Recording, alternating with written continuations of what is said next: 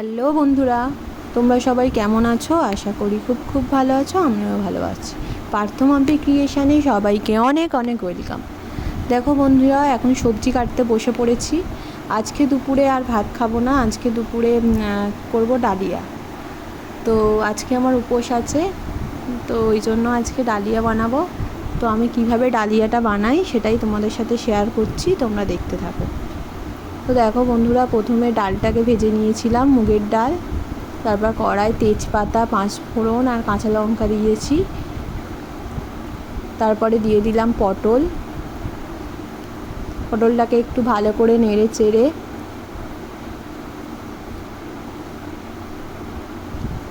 এবার এর মধ্যে দিয়ে দিলাম সয়াবিন।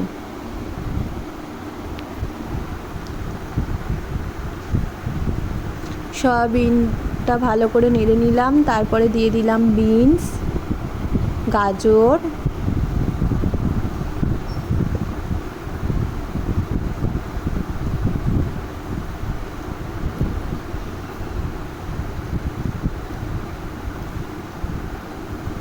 তো এগুলো ভালো করে একটু ভাজা ভাজা করে নিলাম।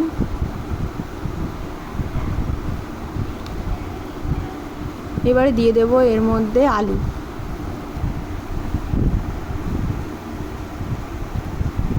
তো আলুটাকে দিয়ে সমস্ত সবজিগুলো লাল লাল করে ভেজে নেব। দিয়ে দিলাম নুন, হলুদ গুঁড়ো, লঙ্কা গুঁড়ো আর জিরে গুঁড়ো। তো এবারে সমস্ত মশলাগুলো সুন্দর করে কষিয়ে নিলাম। আর এইদিকে ভাজছিলাম কাঁকরোল ভাজা। তারপরে দিয়ে দিলাম জল। তো অল্প একটু জল দিলাম মশলাটাকে ভালো করে কষানোর জন্য। তারপরে দিয়ে দিলাম টমেটো আর একটু আদা কুচি। তো আমি আদাটাকে গ্রেট করে নিয়েছি, তোমরা চাইলে বেটেও ভালো করে দিতে পারো। তো দেখো বন্ধুরা, আমি আদাটাকে নিয়ে ভালো করে এখন কষাচ্ছি যতক্ষণ না আদার গন্ধটা চলে যায়। তারপরে এর মধ্যে দিয়ে দিলাম ডালিয়া। তারপর দিয়ে দিলাম মুগের ডাল, যেটা আগে থেকেই ভিজে রাখা ছিল।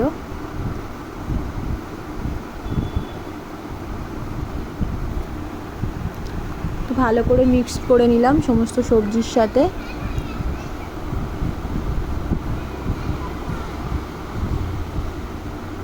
তো ডালিয়া আর মুগের ডালটা দিয়ে এক দুবার নেড়েই এবার এর মধ্যে দিয়ে দেব জল।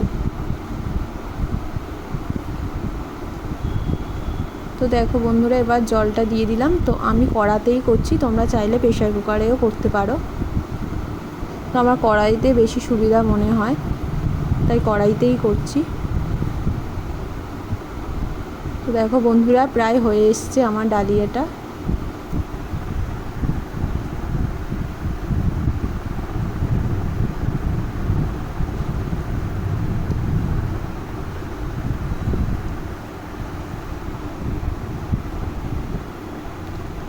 বন্ধুরা, আমার রেডি হয়ে গেছে ডালিয়া। একটু ওপর থেকে ঘি দিয়ে দিলাম আর গরম মশলা।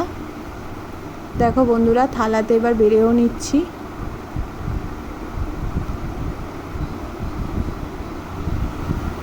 জানিও তোমাদের কেমন লাগলো আর তোমরা কিভাবে বানাও।